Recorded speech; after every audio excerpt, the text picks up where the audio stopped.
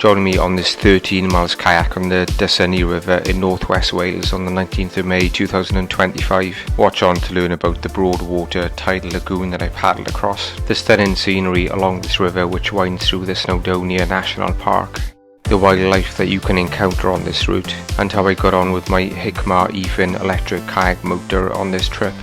This 13-mile circular route took me along the Dysynni River in Merionydd.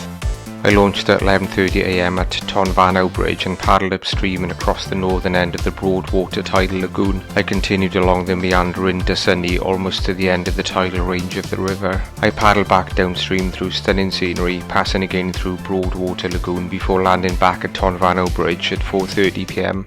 I launched from just below Tonfanau Bridge, having parked my car on the road on the south side of the bridge.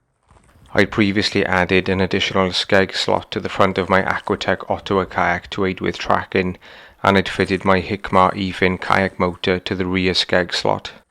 The battery for the Hiqmar eFin kayak motor was tethered down on the rear deck and connected to the motor via a cable. I had the usual pre-launch photo with my Aquatec Ottawa inflatable kayak.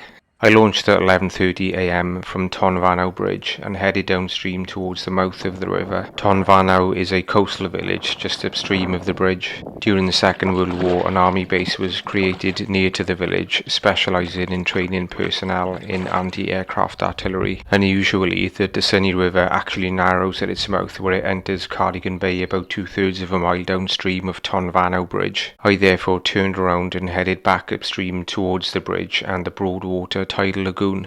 It was high tide at about 1:40 pm at nearby Aberdyfi on the date of this paddle, and it was a 3.62 meters high tide. I therefore launched just over 2 hours before high tide. The plan was to paddle upstream with the incoming tide and then paddle back downstream with the outgoing tide. The rail bridge at Tonfanau carries the Cambrian Coast Railway line. Tonfanau Bridge was completed in 2015 to provide an equestrian, walking and cycling bridge which would span 50 metres over the Dysynni estuary near Tonfanau.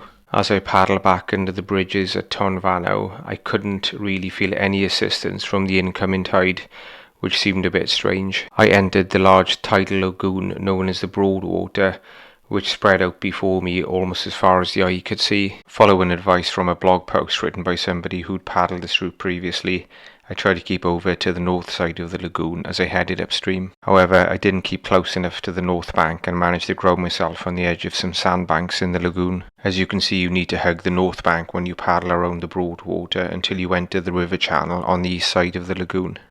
I got out and dragged the kayak back into the channel and continued upstream, spotting some geese with their goslings on the bank. A herd of cows looked on me with disdain as I hugged the north side of the lagoon, paddling through water which was mostly only a few feet deep. You need to hug the north bank of the Broadwater lagoon to stay in the channel, since most of the rest of the lagoon seems to be comprised of sandbanks and very shallow water. I bottomed out another couple of times and had to get out and drag the kayak again, but gradually managed to progress along the north bank around the Broadwater in a clockwise direction. With hindsight, it may have been better to have left the front skeg and the kayak motor off of the kayak until I got through the lagoon, since without any skegs on, my inflatable kayaks only require about 20 centimeters of water to paddle in. As I neared the eastern end of the Broadwater, the water became noticeably deeper as I approached the point where the Dysynni River flows into the lagoon. The scenery was absolutely stunning, and this was soon becoming one of the best and most scenic river trips that I had done to date. The Dysynni River meandered through broad wetlands which would not have looked out of place in the Norfolk Broads. The towering mountains of the Snowdonia National Park, including Kayak,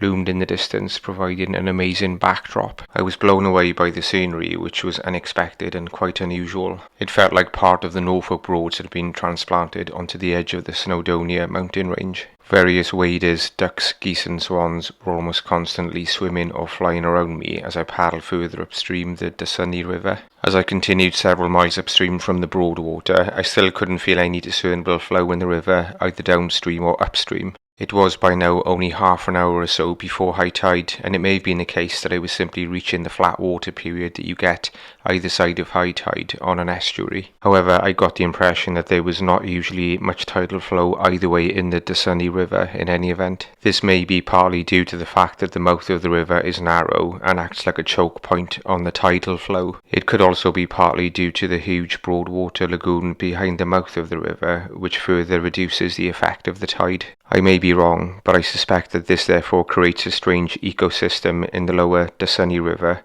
which may mean that there is little tidal current either way, and not that much change in the water levels as the tide goes in and out.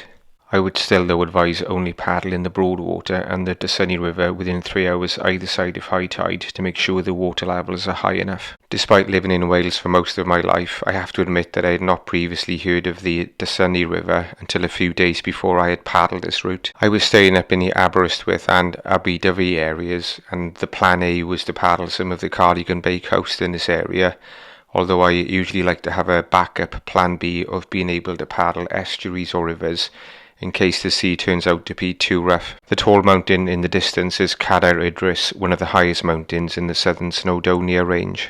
Red kites are quite common in this part of Wales, and this is one of the several that I saw along this route.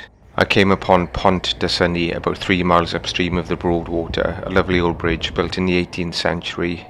On this trip I used an Aquatec Ottawa inflatable kayak. This is entirely made from drop stitch construction so that it inflates to a high pressure of up to 12 psi. It is similar to the sandbank style optimal inflatable kayak. We've used the tandem version of the sandbank style optimal kayak in many of the trips when there are two of us paddling, and that's also a great drop stitch inflatable kayak. I've done full reviews of all the kayaks I've used on the product reviews playlist of my channel. The river began to gradually narrow about 5 miles upstream of the Broadwater, becoming flanked by gorgeous woodlands laden heavily with their summer foliage. About 6 miles upstream I noticed for the first time that the river was becoming shallower, although it was still plenty deep enough for my kayak. I came across a common merganser with no fewer than 9 ducklings in tow. I was aware that there were some weirs about 7 miles upstream from Tonfanau Bridge, and that these would be the furthest that I could get upstream if I could make it there. About half a mile downstream of the weirs, I decided to turn around since it was now 2:30 p.m.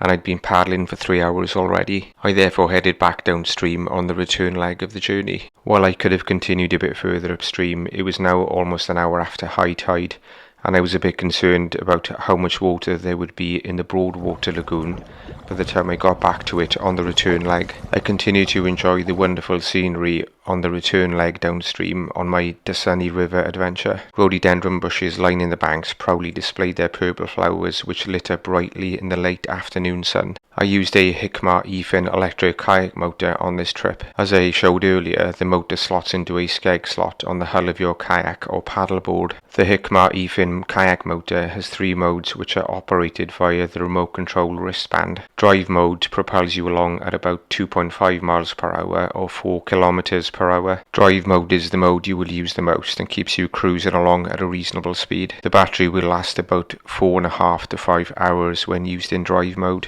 Sports mode will push you along at about 4.5 miles per hour or 7.5 kilometers per hour. The battery will last about 1.5 to 2 hours when used continually in sports mode. Finally, reverse mode propels you slowly backwards. I have used reverse mode a few times when I've needed to back outwards from somewhere. On this trip I used the motor in drive mode most of the time, other than when I was crossing the shallow parts of the Broadwater lagoon, where I had to paddle cautiously because of the sandbanks. I was loving using the Hiqmar motor, although I'd had to learn some novel ways of taking sharp bends in the river by using my foot as a rudder. I passed back under Pont Dysynni as I paddled downstream. The paddle with the blue blades is a Werner Kamano paddle. I decided to get the 250cm long version of this paddle because I use inflatable kayaks which are mostly between 90cm to 100cm wide. It's a superb paddle, and one of the other guys got the 240cm long version of the same paddle. I re-entered the Broadwater, which is a saltwater lagoon formed from the silted up estuary of the Dysynni River. In the 18th and 19th centuries, the estuary was used by the shipbuilding industry as small sailing ships were launched to carry peat from the local peat bogs. At 4:30 p.m. I landed back at Tonfanau Bridge with the Hiqmar eFin motor still going strong. If you enjoyed the video, then please give us a thumbs up and consider subscribing by clicking on the left below. Click on the right below to be taken to the playlist of videos of my trips along other Welsh rivers.